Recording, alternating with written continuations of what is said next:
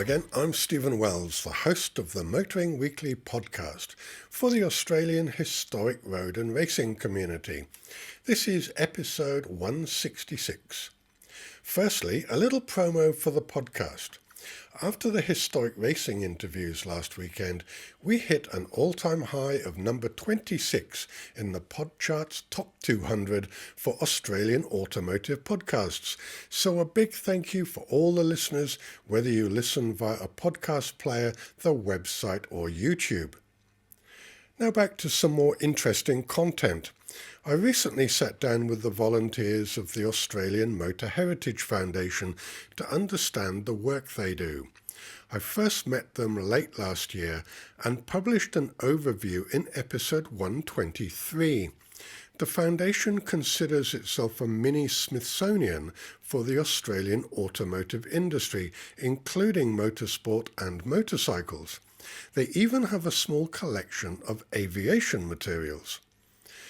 In episode 147, I interviewed Andrew Torrens, who is helping to create a vast magazine collection, and in episode 157, I interviewed Brian Goulding, who has been curating the race programs that are being collected, and they provide a fascinating view of motorsport over the last 120 odd years in Australia. So it's logical to follow Brian's interview with Rod Chivas, who is curating the race results. This opens up an opportunity for race fans, historians and researchers to find out the results of races from a time when everything was manually recorded. For anyone wanting to learn about Australian motorsport, the foundation is a good start. Earlier in my interview series with the Australian Motor Heritage Foundation, I met with Brian Goulding, who looks after the race programs and looking after those section of the foundation. Now I'm talking with Rod Chivas, and Rod is on the other side of the race programs, being the results from each of the race meetings. But before we start with you, Rod, I just wanted to ask you a question about your background.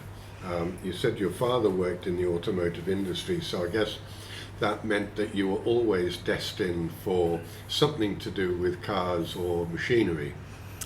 That's a fair assessment, Stephen. My father worked for Standard Triumph up until 1963, so as a young boy he was bringing home the latest models under cover of darkness, which was very exciting. And yes, I was always interested in motor cars, and soon after motorsport as a young child. So did that then mean that when you started racing, you using Triumph vehicles through the connection with having grown up with them? Yes, there was a certain loyalty there, and I raced a succession of Triumph sports cars. Found them to be pretty competitive and pretty honest motor car to go with motorsport. And of course, as you build up a few spare parts, the temptation is there to use them on the next project, which frequently happened. And so you started racing about 1974. What sort of cars were you racing at that stage? Well, I started with a Mark I GT6, which no doubt tested my reflexes as a young chap, and then moved on to a Triumph Spitfire and Mark Sports. Got my CAMS licence in 1977, and that was pretty successful, very competitive with the MG Midgets and Sprites of the day.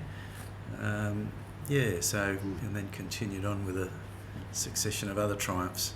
Yeah, it's nice. I actually, my first proper race, after doing the Jim Russell Racing Drivers class, was actually with MGs. So I did the MG Owners Club Championship in the UK, which was a lot of fun. Are you still racing today? Look, I do a few odd events. I have a Canstall Clubman, which is based on a Herald chassis and suspension.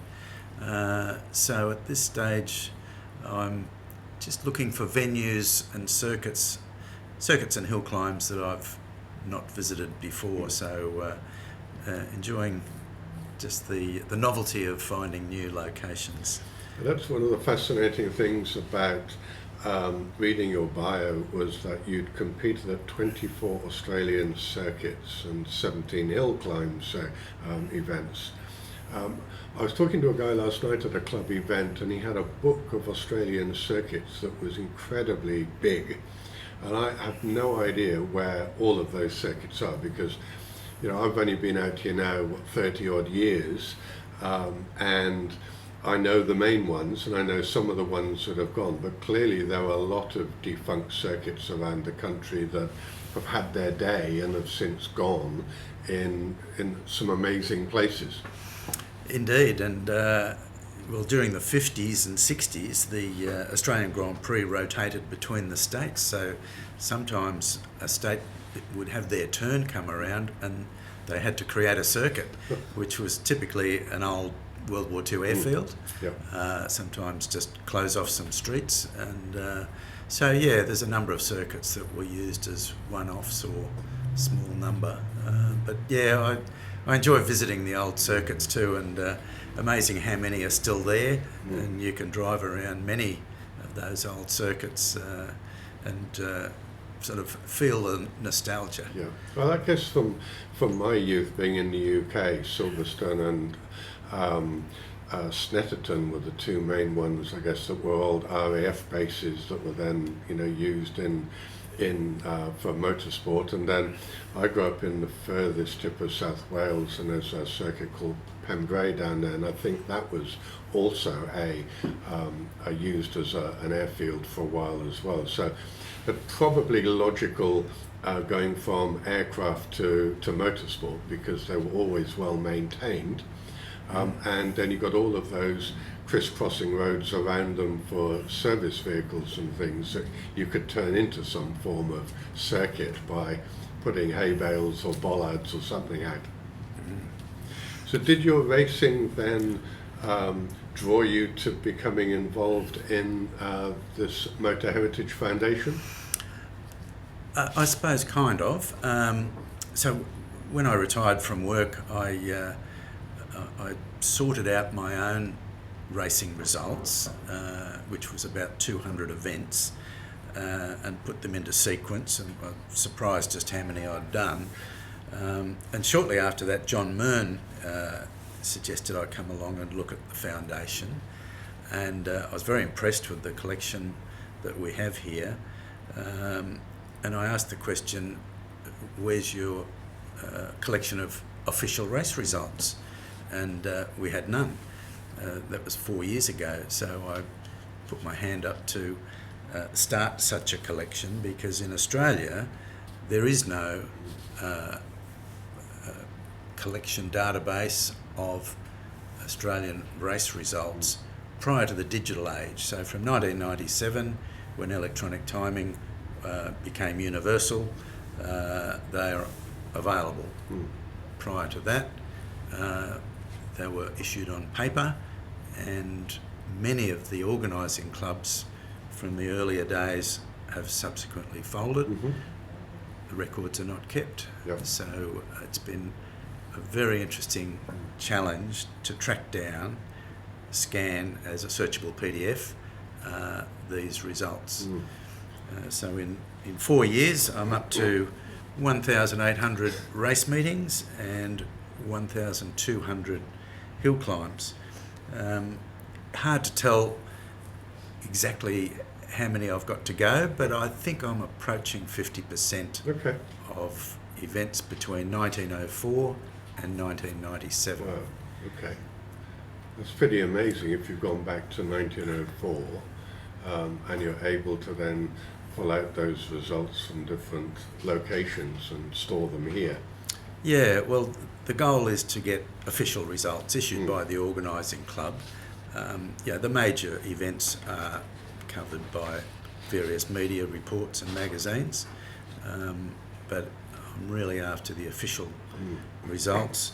To give that some context, that equates to over 24,000 pages that I've scanned in the last 4 years. So it's already a very big database. Yes. and useful for a number of people. The sort of inquiries I get typically would be, I'm doing the life story of Uncle Tom. I believe he did a bit of motor racing. Can you look up his results? And as long as his name's not Smith or Brown, I can do a search and pick out Uncle Tom's results.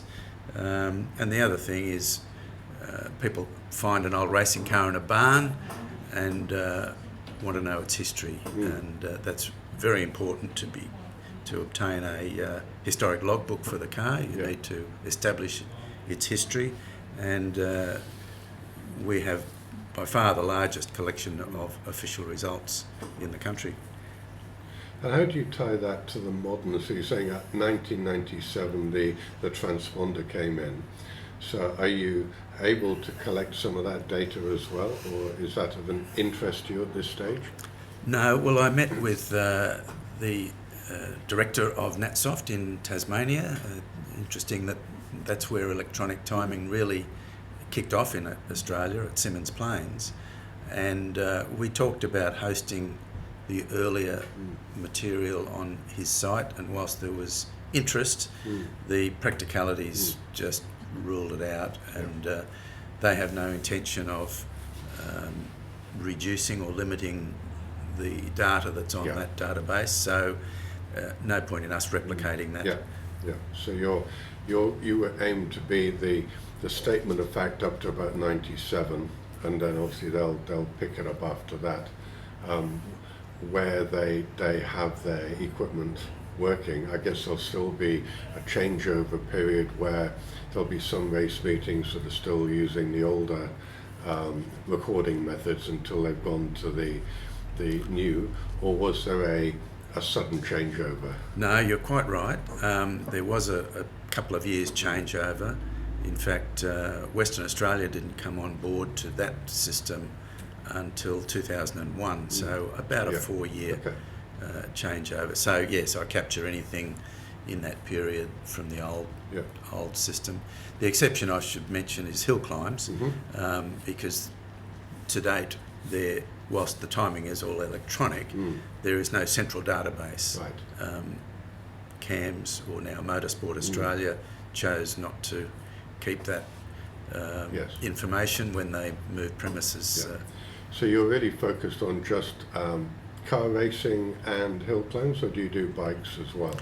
We'd love to have another volunteer come along and look after bikes, but I've really got my hands full with car races and hill climbs. But it's a good point. You know, we would love to have an enthusiast to take care of bike, karting, rally, drag racing, speedway. All these disciplines are, equally important. We just need manpower. So the call to action then is to encourage people to come in and help you with the results on a volunteer basis, because there's so much data out there that can be collected and sourced, scanned, and then documented and catalogued. That this is a great opportunity for somebody with those interests, whether it's bikes or karts or whatever, to come along and give you a hand. Exactly, and the other benefit to the foundation is that it does provide a modest revenue stream. I've probably handled more than 50 inquiries for people looking for old official results, and so it's a modest income stream to the foundation. And that should probably grow as more people want to research their grandparents and their parents of what they've done in motorsport along the way. And where do you find a lot of these documents and informational sources? Look, mostly competitors who have kept their results, and just yesterday I collected a number of folders of official results from a chap who was 95 years old, started competing in 1951, and he's kept everything neatly, so I'll scan those and return them to him. South Australia and Western Australia are not too bad because it's the same club that, well, certainly since the Second World War, ran most race meetings in those states. The eastern states, we had a lot of clubs come and go, and when they would fold, the records would generally go to the tip. Queensland in particular is difficult to find, but again, it's generally competitors who have kept them. I can imagine with the car clubs, because so many of them now, they're shrinking in memberships that are either having to combine together into a club to keep themselves going, or they literally just fizzle out.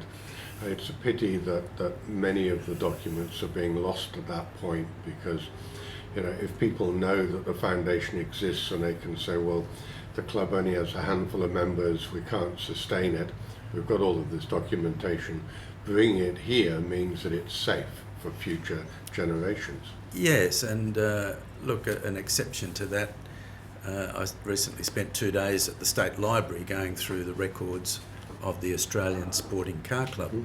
Now that club folded in about 1990, but it was a huge club prior to that. It ran race meetings at Mount Panorama, Parramatta Park, Nublar in Orange, and later Southern Cross Rallies and Red X Trials, Ampol Trials, and all their records were given to the State Library, so they're kept in good order. And I was able to source more than 20 official results from their files, and about 16 hill climbs. So unfortunately that appears to be the exception. So if any clubs fold in the future, it would be nice to think that they would go to the State Library rather than the tip. And I guess with a club like that, because they did organise such major events, that would be a logical path for them. But for clubs who are doing club events in the past, or they're involved with members who've got, for example, a Triumph, and they're doing some form of club racing, this is probably a better place for them to bring their documentation. Yeah, well, the other thing that some clubs I know are doing is digitising their collection of magazines, for example. So they are kept, and as we all know, paper takes up a lot of space, and that's why my collection of official results is all as a searchable PDF, takes up no space, easily accessible. That's the way to go. And I'm a member of the HSRCA, and I've been to a number of their events over the years, and I see a lot of the older cars that are coming out. At Goulburn, for example, back in early February, they had a whole lot of the Formula V cars there. Do you find that people are researching the cars, or do they hand over documentation with the car when they sell it on to people? Well, a bit of both. Personally, I always make sure the logbook stays with the car, because then the logbook at least gives you dates. Of course, logbooks are no longer used, so doing this sort of work in 50 years' time will hopefully rely on our digital database. But having said that, typically people hang on to the logbook for personal reasons and sell the car. So that is when they come to us and say, look, I believe this car raced in the 50s.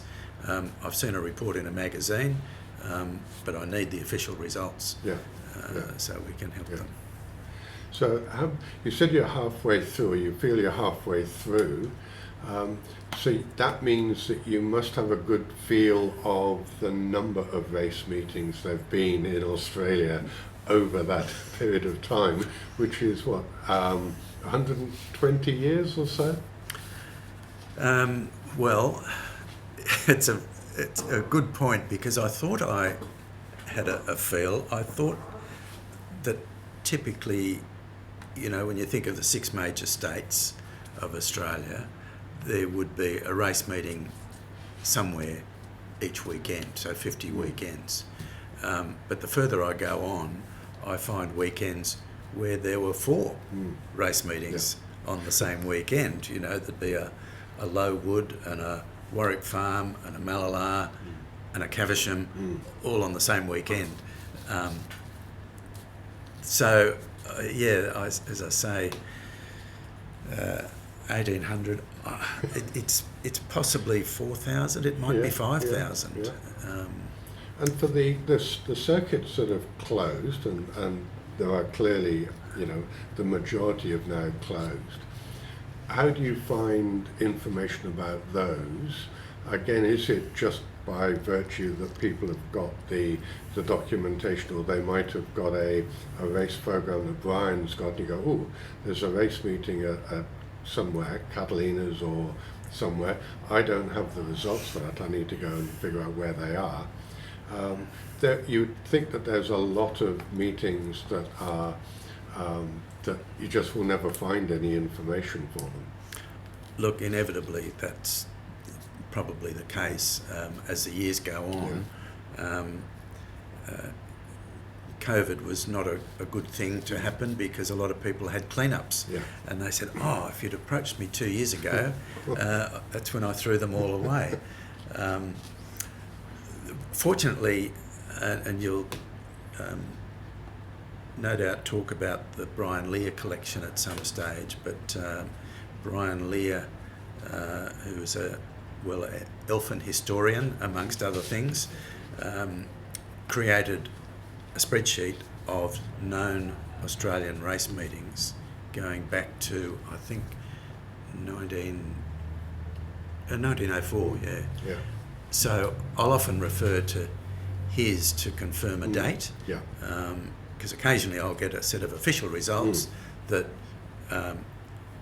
say 13th of October, but leave the year off. Right. So I can confirm that from Brian's listing, which is a very good. His includes many events, hill climbs, sprints, speed events. So that's another good source. What do you see the future of the collection here being? Do you see it being opened up to a lot more people to be able to get access to it online? Especially if you've got race results, which is more of a structured data point, you could do something with that in the future? Well, yes. On our website, under the collection tab, if you scroll down to race results, you'll see a current listing of dates, events. So what generally happens is people go to that listing, look at them, okay, well I need this, and I'll get an email, and I can email those results back to them for a small fee. Okay. So yes, the listings, and I update those listings each time I click over another 100, which is generally one or 2 months, and I've upped it by another 100 events. Wow. Okay. So you've got your work cut out for quite a number of years ahead. I think this task will outlive me. Hence needing more volunteers to come and do that. But the good thing is it's an interest and a passion for me. I know one of the clubs in Victoria engaged a work experience uni student to do some scanning, and after half a day they were bored to tears and walked out. I tend to read things and learn information from as I go. Well, I guess you've got a different mindset because they're looking at it as a function of just getting the information into somewhere, whereas your interest and passion is, this is an interesting bit of info, and so you're absorbing a bit more because it's in your mindset to do that, whereas it's not just a piece of paper or a set of names and numbers on a document. Yeah, I mean, for example, it's fascinating to find out where people's career started, and we all started doing speed events, and to see names like Fred Gibson in an MGA and Brian Foley in an Austin Lancer, and and where they Yes. ended up. Alan Moffat in a TR3A, Yeah. which was... It's interesting, I said to Brian when I interviewed him that I've been listening to podcasts from the British Formula 4 series, and I've gone back a few years in that, because a lot of those drivers, even 3 years ago, are now in Formula 1, and people like Lando Norris and Oscar Piastri were champions in Formula 4, and even at Albert Park there were a couple of kids that were in Formula 4 a couple of years ago. So you do see their evolution, and you look at them and say, okay, well, back in 2023 you were in Formula 4, and then a couple of years later you're Formula 3, Formula 2, and then all of a surprise they're in Formula 1 for most people, and they go, wow, this kid's really great. You go, well, of course he is, because 4 years ago he was in a circuit doing stuff, but you've got that knowledge about their career, and that's what you've got as well. Well, it's interesting you mentioned the British background, because one of our biggest sales of results was to the UK Formula Junior Association, Okay. who were doing a worldwide book on Formula Junior races, and I think they purchased about 100 results Yes. from us, which satisfied their need and again gave us a little bit of revenue. Perfect. Thank you. Well, it's been great to talk about what your work here at the Foundation and looking after all of the race results. I'm fascinated it goes so far back. But thank you for the efforts of keeping everything going, and no doubt we'll talk again in the future. That's a pleasure, Stephen. Good to chat. Thank you. It was great to catch up with Rod and learn more about his work with the Foundation. Over time, the Foundation will become a one-stop shop for all things automotive relating to Australia. Last year, the Foundation released an economic value study of the historic vehicle industry, which suggests that owners of older cars contribute over $9 billion annually to the economy whilst they look after their vehicles. In reality, this is just scratching the surface of how important the automotive industry still is to the country, despite not having any of the major manufacturers build cars locally. And if you would like to volunteer to help the Foundation with the curation of documents, magazines, books and videos, head over to motorheritage.org.au/volunteer and register your interest. And of course, talking of historic cars, as we do on this podcast, there are some great events coming up. The Noosa Hill Climb is on over the weekend, the 14th and 15th of June. The New South Wales Formula V State Championship is on 21st of June at Sydney Motorsports Park. The Euro Motorfest is on Newcastle's foreshore on the 22nd of June. Also on the 22nd of June is the Battle of Waterloo, French versus British cars held at the Spanish-Australian Club in Canberra. Clearly that's a neutral venue. Next month has the Dubfries 2025 at the Bendigo Showgrounds on the 6th of July for all VW enthusiasts. And the Historic Nights for July is at the Entertainment Quarter in Sydney on the 25th. If you have a club or event that you would like highlighted, send an email to stephen@motoringweekly.com.au and I'll be in touch. Don't forget to subscribe through your favourite podcast player, Apple, Spotify, iHeartRadio, Audible, Samsung or even YouTube, and get the episodes delivered as they're published, or simply subscribe to the website motoringweekly.com.au and get notified when a new episode is published. And you can listen to the last 10 episodes there, so subscribe through a podcast app to get all of the other episodes. I'm Stephen Wells, and you've listened to Motoring Weekly, the podcast for the Australian historic road and racing community.